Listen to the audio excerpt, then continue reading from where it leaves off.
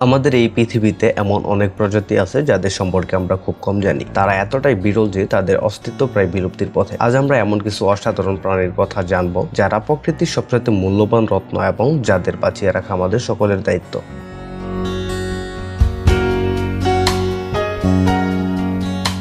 প্রথম যে প্রজাতির কথা বলবো তা হলো আম্বুর চিতাবাঘ। এটি পৃথিবীর সবচেয়ে বিরল প্রজাতি। রাশিয়ার সুদূর পূর্ব এবং চীনের উত্তর পূর্বে এদের বাস। 2019 সালের হিসাব অনুযায়ী বিশ্বে মাত্র 100টির মতো আম্বুর চিতাবাঘ অবশিষ্ট আছে। বনভূমি ধ্বংস, অবৈধ শিকার এবং জলবায়ু পরিবর্তন এদের অস্তিত্বের জন্য প্রধান হুমকি।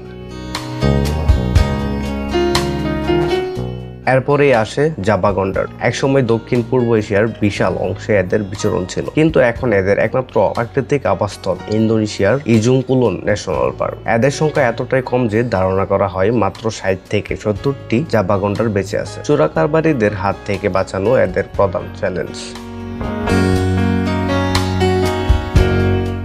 এবার আসি গ্রোস রিপার গরিলা। এরা নাইজেরিয়া এবং ক্যামেরুনের সীমানায় বাস করে। গবেষকরা মনে করেন এই প্রজাতির সংখ্যা মাত্র 300টির কাছাকাছি। এরা মানুষের কাছাকাছি প্রজাতির অন্যতম, কিন্তু এদের আবাসস্থল কমে যাওয়া এবং অবৈধ শিকারের কারণে এরা আজ বিলুপ্তির দ্বার প্রান্তে।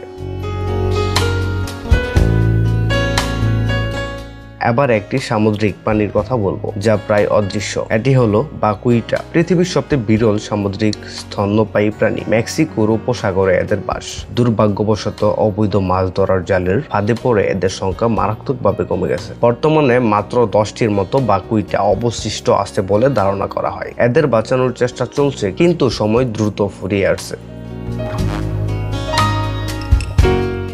এই প্রজাতিগুলো কেবল কয়েকটি উদাহরণ। এদের মতো আরো হাজারো প্রাণী আজ বিলুপ্তির পথে।